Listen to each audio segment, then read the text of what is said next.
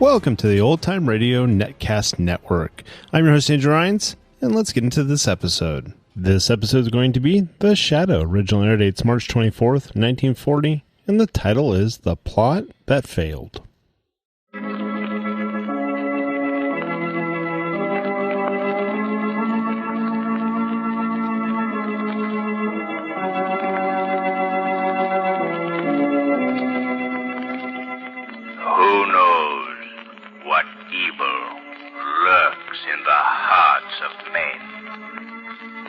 Shadow knows.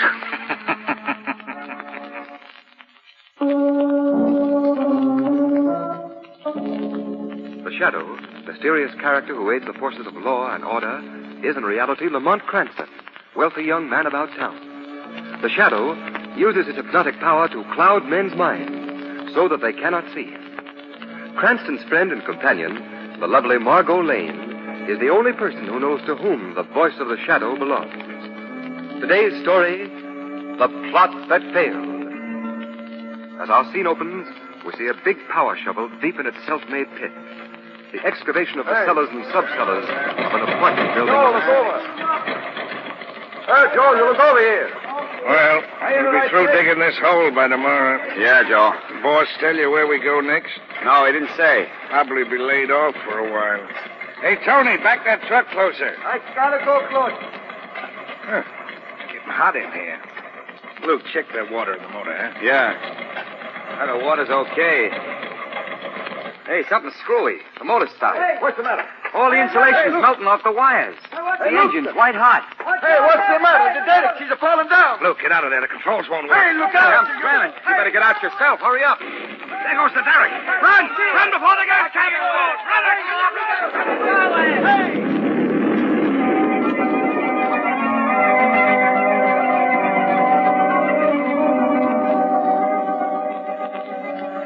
All right, Margot, all right. Yes, we'll buy the 400 eggs tonight. Yes, we'll hard-boil them. Yes. And then tomorrow morning we'll put on our long rabbit ears and play Easter Bunny for all the little children you've ever heard of. Well, Lamont, if you don't want to help me, you don't have to. Shrevey doesn't ever come. We'll never get the eggs done. Oh, he'll be along. He probably... Oh, here he comes now with all the speed of a slow-gated snail. Shrevey, hurry up. Get this cab going. I'm sorry, Mr. Cranston. It's the funniest thing I ever seen. Well, you don't sound sorry. Oh, Miss Lane, if you'd have seen those two guys hopping around, you'd have died laughing. You'd have died. What happened? Well, you see, I was looking in a hole, and down in the hole was this big extraditing machine, and them two fellas was working it. Well, it must have got hot or something because the machine started to melt. It started to melt? Yeah. Oh, were they funny? Where do you want to go to? We're going to get some eggs, Shrevey. And on the way, we'll stop and see Professor Brown at City University. Oh, Lamont, that's like saying we're going to Chicago from New York by way of Florida. It'll only take a moment, And it'll only take a moment to get the eggs, and the modern market is right on the way. Excuse me for sticking my nose in where angels spear the thread, but I could get the eggs I could get while you two was talking to the professor at City University. Shrevey, you're a genius.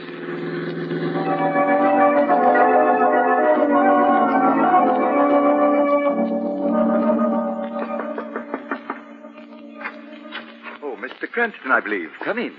Professor Brown, and this is Miss Lane. How do you do? It's a pleasure. Won't you come in? I'm afraid you'll find my laboratory built for work and not for comfort. Oh, I think it's delightful. It's never been called that before. Oh, Dr. Paul. Hello, Brown. Miss Lane, Mr. Cranston, I'd like to have you meet my assistant, Dr. Paul. How do you do? Miss Lane, Miss Cranston. Oh, Miss Lane, won't you sit here? Yes, thank you, Dr. Ford. I appreciate your coming here, Mr. Cranston, more than I can tell you, particularly since my request will probably seem a bit strange. I want you to help me find the Shadow. The Shadow? You've heard of him, haven't you? Well, yes, of course I've heard of him, but how did you happen to ask me to help you find him? I asked Commissioner Weston. He hit on the splendid thought that you might be interested due to your work as an amateur criminologist. Oh, I see. We must find the Shadow. Well, from what I know of that elusive gentleman, that's a man-sized job in itself. You must tell me more of your plan, Professor Brown. Well, that is certainly a reasonable request, but we'd appreciate it if you trust us for the moment and believe us when we tell you that it's of great national importance. All right, Professor Brown. I'll try to find the Shadow for you.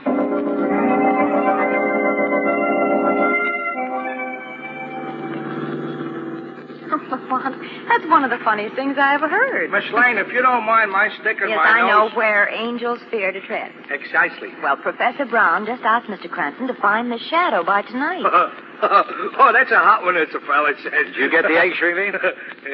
Oh, the eggs. Yeah, I got them. Good, Shrevey. Let's get going. Commissioner Weston's office. Commissioner Weston? Well, when are we going to hard-boil the Easter eggs? We can do that after we've seen the commissioner. There's something funny about this, Margot. Yes, very funny. No, but seriously. Either the commissioner is playing a joke on me and the professor, or the professor has never talked to Commissioner Weston. In either case, I want to find out.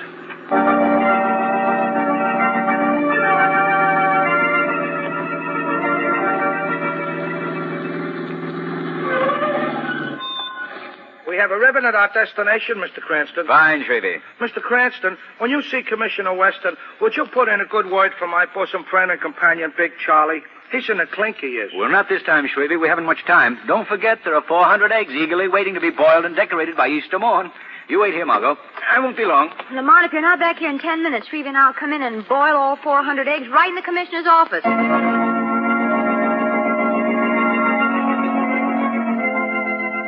Commissioner Weston, you know I hate to interrupt you when you're so busy, but this time I just came to thank you. Thank me, Cranston, for what? For commending my abilities as an amateur criminologist to Professor Brown of City University. Now, listen, Cranston.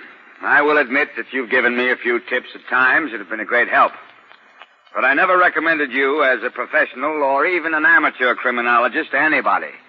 Much less Professor, what's his name, at City University. That's all I wanted to know, Commissioner Weston. Many thanks and good day. Cranston, what's on your mind? Come back here. I've got to cook 400 eggs for Easter.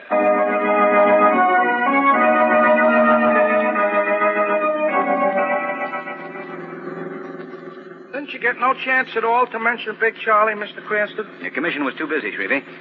Maybe we'll have better luck next time. I'm afraid there won't be no next time, I'm afraid. Because I think Big Charlie's little woman is going to suck him on the head with something when he gets out. She's mad enough now to end up a widow. Well, that's pretty mad. Lamont, do you think that Commissioner Weston was fooling you about not recommending you to Professor Brown? I don't know, Margot. You don't suspect Professor Brown and Dr. Forbes of anything wrong, do you? Well, they're hardly the criminal type. But I still wonder why they want the shadow to help them. We're at the university we're at. Very good, Shrevey. Drive Miss Lane home. I'm going in to tell them that I didn't find the shadow. Margot, it's a shame we don't know where the shadow is, as I know that he would like to investigate this right now. Oh, very well, Lamont. Be careful. Yeah, don't take no wooden nickels. All right, Shrevey. And don't you take any rough roads on the way home. Remember those eggs. I won't.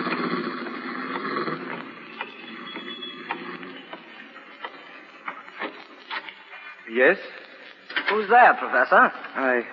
I saw the door open and close. Oh, so did I. You're quite right, Dr. Forbes. Oh, what did you say, Brown? Professor Brown said nothing. It is the shadow that speaks. Extraordinary. I wouldn't have believed that complete invisibility was possible unless I'd witnessed the phenomenon. Yes. Your ability, Shadow, can be most useful to us if you'll assist us in our work. I should like to know a little about this work before I give you my answer. Just what do you plan to do? Well, it's perfectly reasonable for you to ask. Brown and I have perfected a device or system for communication or signaling. It can be used either for carrier beams that will give direction to airplanes or ships at sea, or for carrying direct messages. That's very interesting. But why do you need me? You are most important. Recently, we have discovered that some forces not interested in the welfare of this country have learned of our invention. Unfortunately, it must be tested more thoroughly than it has been in the confines of our laboratory before we can offer it to the government. Just what do you expect the shadow to do? Well, we hope that the shadow will cooperate.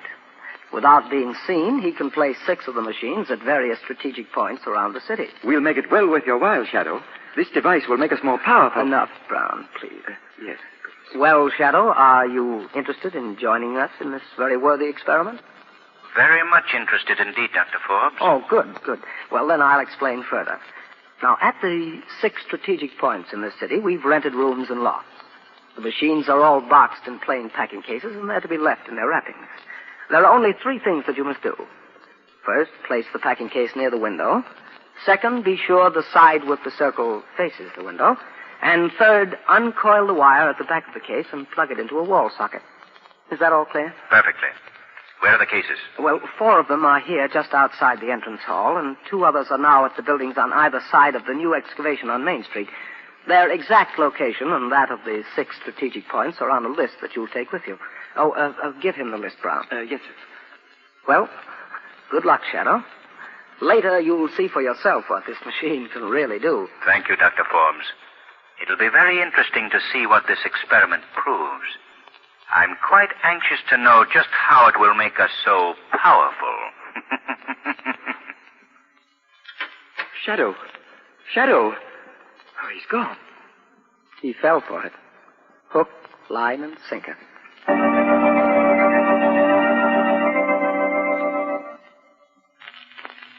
It is several hours later. We find a very tired and footsore Lamont Cranston struggling off the elevator of an apartment building with 2 heavy bundles, one under each arm. He goes down the hall.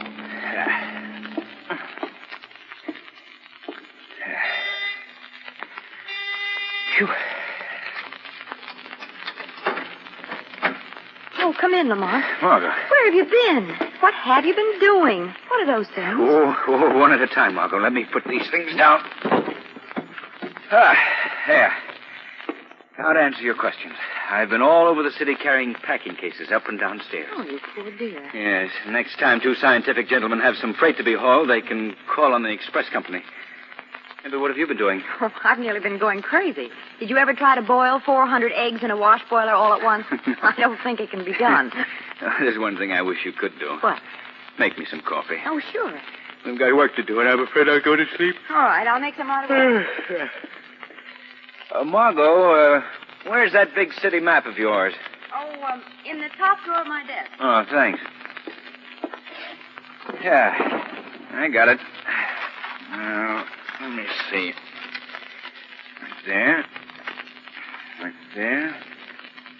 Oh, I'm a stupid fool. What'd you say, Lamont? Oh, I've been an idiot, Margot, a blind idiot. What is it? Look at this map. Mm-hmm. See these 6 places that I've marked? Yes. That's where I put the machines tonight. Do you notice anything unusual about their location? Well, they're in 3 different parts of town. Yes. But if you look more closely, you'll notice that they're grouped in pairs. One machine of each pair is placed on either side of an important key point. Police headquarters, telephone building, a powerhouse. Well, Lamont, you haven't told me yet what these machines are, what they do. For a very good reason. I don't know. Well, what are those 2 packages you brought in? Well, with? they're a pair of the machines.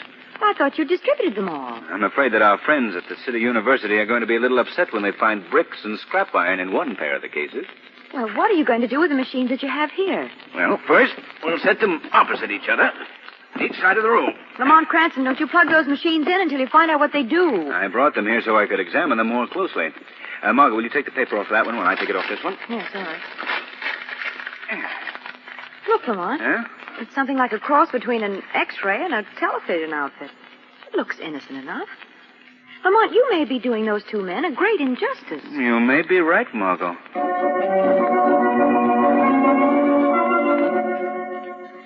Well, Brown, is everything in order? Did you check all the machines? Yes, Dr. Forbes. The Shadow has been a good and efficient assistant. The machines are all in place and working. Now the only thing to do is to wait. Good. You know, it's a shame that we have to destroy the Shadow. He could be most useful, but it's too dangerous to allow him to live to learn the true purpose of my machine. Your machine? Yes, mine. But I invented it. Yes. Unlike so many inventors, you were too stupid to realize its true potentialities. Without me, you'd still be nothing. Now you stand on the threshold of a new life. A new life? But what is our first step after tonight? You don't have to worry about that. But come, there are a couple of things yet to be done. Are the 2 extra machines set up in the room behind the laboratory? Yes, they are. And the control panel is in order right by the door. Have you tested it? Oh, yes, of course. All right. Now, the next thing to do is for you to call Lamont Cranston and his friend Miss Lane on the phone and have them over here at a few minutes before midnight. What for? Oh, just to thank them for finding the Shadow for me and perhaps reward them with a demonstration of the machine. I'm sure they'd be interested. Dr. Forbes, are you planning to destroy them, too? They know too much. They know nothing. I can take no chances. But that's murder. Murder, I tell you. You're right, Professor Brown. You know, sometimes I get so carried away with the importance of our invention that I lose all perspective. I'm sorry. Oh, forget it, Doctor. I'm afraid I was upset, too. Oh, that's all right. Oh, by the way, Professor, would you get me my heavy rubber gloves? I want to check on you high-tension insulators. Oh, surely. Where are they? They're in the room back of the laboratory. I'll get them. I don't see your gloves back here. But Dr. Forbes, get away from that control panel. Don't touch that switch. You fiend! You fiend! Don't! Ah! Exit, Dr. Brown. Completely.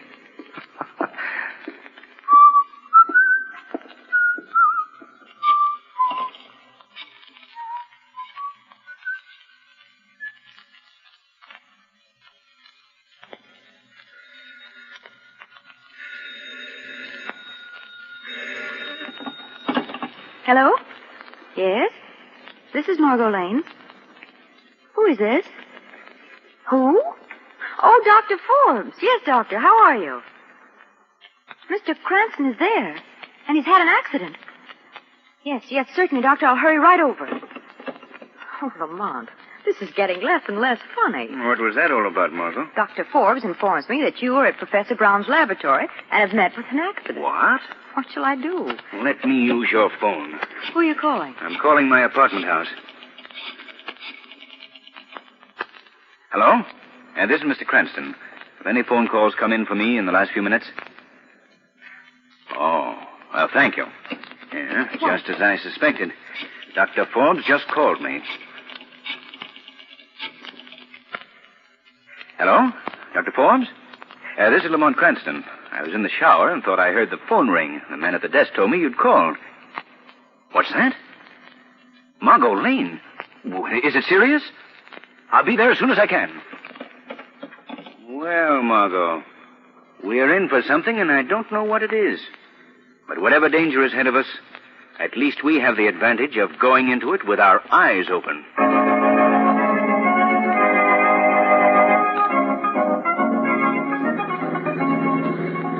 Where to, Mr. Cranston? Well, we want to go to the City University, Shrevey. Yes, sir.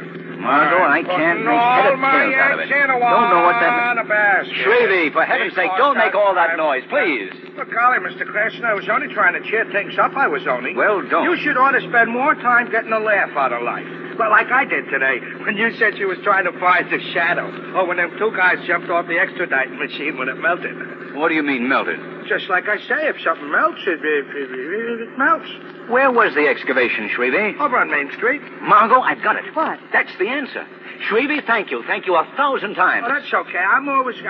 What are you thanking me for? You gave me the right track on a great invention. Oh, yeah, them steam shovels are certainly great. Stop the car, Shrevey. I'm getting out here. Well, Lamont, I thought we were going to call on Professor Brown and Dr. Forbes. Listen, Margot, this is much more serious than I thought. You must go to Professor Brown's lab alone. Your job is to keep them there. All right, Lamont. What are you going to do? I must go and disconnect those machines before the entire city is demolished.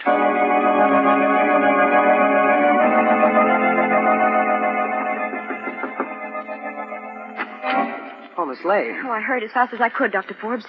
Is Mr. Cranston all right? Oh, it's nothing serious. Come with me. He's in the room in back of the laboratory. Oh, I do hope he's all right. Right in here. Sit down there, Miss Lane. What is the meaning of this? Sit down, Miss Lane. I'm sorry to have to do this, but I feel that you'll be less bothersome to me if I tie you to this chair. Stop it. This room is completely soundproof, so you can make all the noise you wish. Oh, let go of me. Where's Mr. Cranston? I guess you're securely tied. I hope none of the ropes cut you, but they won't hurt long. Well, what are you going to do to me? Much as I deplore the necessity, Miss Lane, you must be destroyed. You see, you've inadvertently run into something a little bigger than you are. A simple plot that can't fail. I, one man alone, will know the secret of the gradual but complete demoralization of this whole country, and eventually our whole civilization. You alone? What about Professor Brown? I'm sorry to say, Miss Lane, that he outlived his usefulness. Professor Brown is no longer associated with me. For that matter, he's no longer associated with this world. It's rather amusing.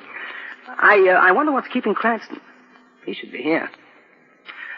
Perhaps it would entertain you, Miss Lane, if I were to tell you about my invention. You're the most cold-blooded fiend I've ever heard of in my life. Strangely enough, that's a compliment. Thank you. But now to my invention. Yes, tell me about it. Well, the simplest explanation is that it's a machine which generates invisible rays. But when two of these machines are placed opposite each other, unbelievable heat occurs at the point where the rays meet. Interesting, isn't it? But, Dr. Forbes, why must you destroy and kill? Why don't you put this great invention to some good use? Well, my dear Miss Lane, that depends entirely on one's point of view. Now I must show you exactly how this invention works. Directly in front of you is one of the machines in that packing case. Behind you is another one. Here by the door is a control panel. When I pull this lever, in less than 5 seconds, you will completely disappear. You'll be dead. Gone. Interesting, isn't it? Well, Miss Lane, I'm sorry. I can't wait any longer. I'll deal with Mr. Cranston separately. But you are going to die now. Don't touch that control panel, Dr. Forbes. Shadow. Tonight, Dr. Forbes, instead of destroying the 3 strategic points in this city, the machines that would have caused this damage have been destroyed. And you, Dr. Forbes, will be giving another lecture on your machine, but this time to the police. You're wrong, Shadow. The police will never know. There are 3 people in the world that know anything about my invention, and all 3 of us are in this room. None of us are going to leave this room alive. Amusing, isn't it? Shadow, no matter what you say, I'm going to destroy us all. Now! The lights. The current is off. Shadow, you threw that main switch on the wall. Shadow, I know where you are, and I'm going to shoot you. I'm afraid you didn't know where I was, Doctor. You can never harm the Shadow by shooting at his voice. His voice can come from anywhere. Amusing, isn't it? It'll do no good, Forbes. I have 1 shot left, Shadow. I saved it for myself. Shadow, turn on the lights. Oh, I never expected to see lights again. Now, Margot, he's dead. The rest of this case is for the police. Lamont, I hate to bother you, but you'll have to untie these knots. Oh, Margot, what a terrible experience for you. How do you feel? If I were shaking any more, I'd fall apart. That's too bad. Now, what's the matter? I'll see. Wait a minute, I'll go with you. I don't want to be here alone. Shrevey. I hope this will excuse me for busting in the door, but I'm scared, Miss Lane. It's about them eggs. The eggs? Yeah, the eggs. You see, I thought it would be a nice surprise if I went to your place and cooked the eggs. So I put the wash boiler full of eggs on the living room floor on a hot plate, and then I thought I'd amuse myself by turning on one of them new television sets it looks like you got in your apartment. Shrevey, you didn't try them, did you? Yeah, I turned the switch on one of them and nothing happened, so I tried the other one. I just threw the switch on and off quick like. Miss Lane, I don't know what happened. I can't find the wash boiler.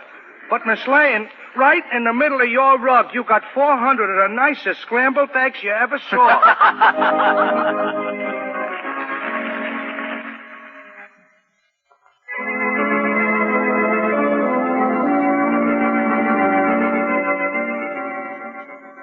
Today's program is based on a story copyrighted by the Shadow magazine. The characters, names, places, and plot are fictitious. Any similarity to persons living or dead is purely coincidental. The Shadow magazine is on sale at your local newsstand.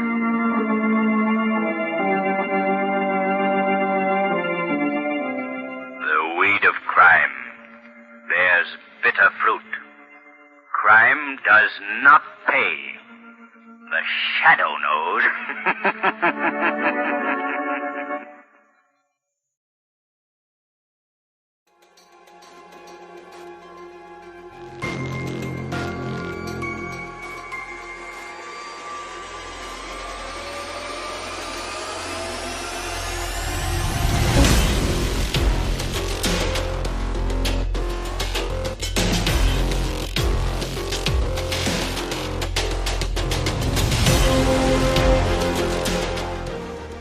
Welcome back. I hope you enjoyed this presentation from the Old Time Netcast Network. For more great shows, go to otnetcast.com. Don't forget to like and rate this episode in your favorite podcatching client. Follow this show on Facebook by going to otnetcast.com/Facebook. This episode is covered under the Attribution Non-Commercial ShareAlike copyright. For more information, go to otnetcast.com/copyright. Thanks again for listening, and I hope you have a great day.